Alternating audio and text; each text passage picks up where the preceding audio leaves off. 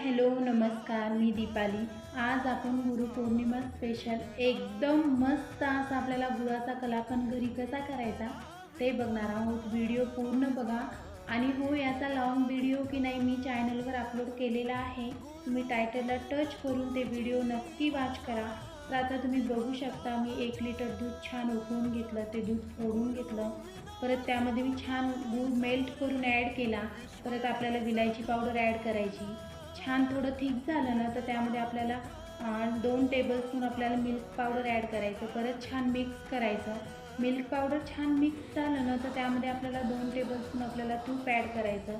तुम्ही बघू शकता छान प्रकारे आपला कलाकंद थिक झालेला आहे, घट्ट झालेला आहे।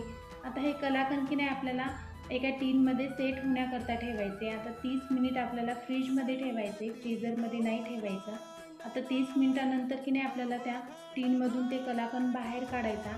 आणि आता मी त्यावर की नाही गार्निश करता गोल्डन वर्क लावलेली आहे आणि छान वड्या पाडून घेतलेल्या आहे। त्यावर मी एक पिस्ता पण ठेवला। वाव, किती मस्त असा आपला कलाकंद तयार झालेला आहे। चला भेटू नेक्स्ट व्हिडिओमध्ये।